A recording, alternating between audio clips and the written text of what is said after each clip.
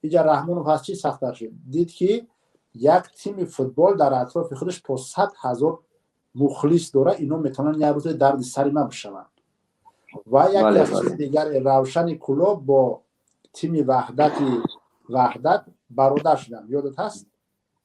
بله ما مسلمان رفتیم بر قصد استقلال به هم برادر شدن در شهر، یعنی وحدت کلوب. دو منطقه‌ای که در جنگ شهروندی با یکدیگر می‌جنگیدن. این برای رحمانوف نگرانی کننده بود. امروز میگن که محلچگی ملتچگی را مردم نمیخواه. انا رژیم در بین است. و علیکم السلام و رحمت الله. سلام با تماشاگران شما. کما اویدی اون موضوع دیگرتون یاد سخن اویدی کماندای روشن کلوب گاب زدی که سخن گفتنی اگر وقتی که اون کماندای روشن کلوب و کماندای استقلال بازی شد، انا بعد بازی باور که در پیش چشم ما حسابی نمی کارمندان امنیت یک نمیدونم لیمون چیزی بود یک گودکی ولو علم یا 12 13 ساله بود زد در پیش ما، زد رنگ روش پول درید گودک ما خودمون با دست خودمون بردیم، مقصد ماشین بردیم در اوجا ما مثال چیزی که با چشم خودمون دیدیم اگر مثال نقل کنیم بسیاری چیو میگن که دروغ است. یا نمود فشار بالای ما آوردن، یا نمود زدن، یا نمود گفتیاپوکیست даже سیلان یا که استفاده بودن. برادر ببین من سوال میتونم شما مختصر جواب بدین در سوال. من البته از این قضیه کلا به خبر هستم، کلا از همه پهلوش، اما میخوام که هموطنا از شما بشنون که شما نفری در اینجا شرکت کرده. خب در همون شب روز رحمانوف در سفر قرار داشت، فرزندش روان کرد، برای فرزندش جامه پوشوندن، برای فرزندش مداری خونی کردن، توی تماشا و غیره. کاری اول از چی شروع شد؟ یکم سپیش کرد چی سر شد؟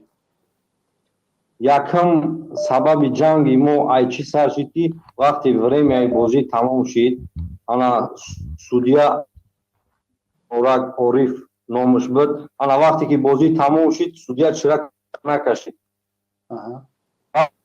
گذشت مقصد که بعد یک منوت چرا کشید. انا اونجا همون فناتی که مقصد خیلی بگوی 40,000 آدم میبره همون مقصد چی ورزشگاه شهر کلوب ده همون مردم اونجا با غضب اومده خیست مقصد کماندای ایدروکوی روشن کلوب از زدیم مثال که شما بازی نکردیم کماندای استقلال انج کم نه که وقتی که ما مثال نفدنی کم با همین رستم امومالی چیزی سنگ چیزی یافتیم مثال زدیم برای چی که ناحقی کردن بالای ما یعنی باور میکنی چی را انداختن مثال بسنی مردم اکی چی وقتی که ما بیرونی اون ورزشگاه بیرون شدیم بسنی ما را گفت یا پاکی چی چیزا بود بسنی ما را هوا دادن تا ساعت 9 شب ما حتی کارمندان مقصد همی امنیت مثال وزارت کارهای داخلی جنگ کردگیم باور میکنه که یعنی همون تظاهرات که یعنی همون ناحقی شد مردم بیگناه بعد همون بودن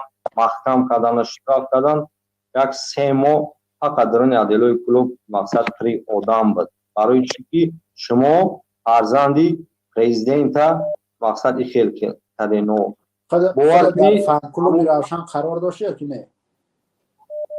بله اکمو همون وقت خاناتی که اساسی همون بالچ که روشن کلوب بودیم اکم ما مقصد چی تیاری دادیم برادرای ما داجه ای انا مسکو بیدی خدا برادر برای روشن کلوب دیگه اومدگی بودن اکم ببین برادر جا چی بازی شد اینجا وقتی که مردم رو به مساجد آورد مساجد را بستن مردم از مساجد رو به فوتبال آورد به روشن کلوب. خب روشن کلوب نفرهایی که بگیم چیش بگن سپانسری میکردن اونا زندانی شدن و روشن کلوب بگیم تقریبا به سپانسر بود و کبود پیدا شد درست؟ بله کبود پیدا شد و اینجا روشن کلوب باز کی نگاه میکرد با مثل شما یعنی فن کلوب بچهای جوان اول مبلغ میکردن مسئولیت میکردن که بیلیت ها را بخریم فوتبال کارشون را بخریم همین درست سرمایه گذاری کنیم. اینجا رحمانوف از چی سخت درسید؟ اینجا رحمانوف از چی سخت درسید؟ دید که یک تیم فوتبال در اطراف خودش تا 100,000 مخلص داره اینا میتونن یه روز درد سر من بشون و یکی بله، از چیز بله. دیگر روشن کلوب با تیم وحدت برادر شدن، یادت هست؟ بله بله بله ما اینا سال می رفتیم بر قصد استقلال به هم برادر شدن در شهر، یعنی وحدت کلوب در منطقه‌ای که در بله جنگ شهروندی با یکدیگر می جنگیدن. ببین این بله برای بله بله رحمانوف نگرانی کننده بود. امروز میگن که محلچگی ملتچگی را مردم نمیخواد، همین رژیم در بین میگیره. ما اصلا الحمدلله اولش مسلمانیم بعد خوجیکیم. ما کدام جای فرق نداره از بدخشان از خوجنده از وردک یک جای باشه همش برادرای ما و همش از بخاطر الله دوست می‌داریم. ما چی کنیم؟ دوام صحبت در اینجا رحمانوف چیکار کرد؟ برای فهمید که روشن کلاب مخلصاش و وحدت براش درد سر هستند. شما اگر یادت باشه بعد از اون حادثه مخلصای کلاب در دوشنبه یک اعتراض کرده بودن، یادت هست؟ کوچودا برآمدن. بله در طرف نام سلطان کبیر مقصد بین راد اعتراض کردن افتا سنتر رفتگیم، یعنی به خاطر همون کودک چی شده بود مجروح شده بود. باید که در اکا گفتانیم مقصد همین در دوام همین سخن در پوش کنم. وقتی که ما ای حصار اومدیم در روزه دوشنبه در آمدن در وقتی که ما آمدن در پولیم و روزون محکم کند پوستا مقصد автомат قدمی چی قطی زدن در ما را مثلا بریکتور را زدن چند آدم را گرفتن همین مقصد کلانترهای ما را در بلی چکور را مثال اما یکی مقصد گروپ های فاناتی فوتبالیست را مثال گرفته میکردگی همون را در آمدن در درین همون مقصد پوست همون در روزه دوشنبه در آمدن در طرف حصار آمدن در زدن. ما وقتی خیستیم یک 2-3 هزار ماشین بود مقصد اعتراض کردیم بعد وایو را هوی کردن اگر نباشد همون شد مثال همون را انا ببین پسون چه گپ شد؟ پسون کبود دستگیر کرده زندانش کرده روشن کلوب به سرپرست روشن کلوب به سرپرست مون در اینجا ور دامادی خچ سرپرست گذاشت در روشن کلوب یک اتوبوسی به تجمع توفه کرد تمام تیمی روشن کلوب گرفت در حزب خود شامل کرد درست؟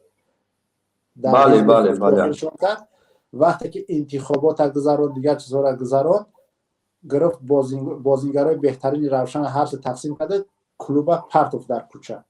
بله وقتی که ایگروکو رفتیم در دوشنبه روشن کلوب با استقلال 5-1 بود داد با همون جانیا اعتراض دیگه کردیم مثال زدیم چی کردیم بعد هوای تمام در پول پراکنده کرد مردم اطوری کرد که مثال مقصد جدو کرده اوجه شمی ترس داشتن مثال که اوجه همین که مقصد فانات که باید چکور بسیار مثال هر کار کردن شما نه انا با همون خاطر گرفتن تمام در مثال روسیه خوبی پراکنده کرده. بله یکم نفر در اونجا باز طولانی زندانی شد یا که نه؟ راستیگه وقت بسیاریش محکم کردن وقتی که مثال همون کامera مثال چی بود کامera کدامی که در کامera قلدگه همون را مثال چیز کردن بودن محکم کردن. سلامت باشید. مقصد که ما راوا دکتر زنده باشه. الان نگران نامید نباشه ان شاء الله خوب میشه.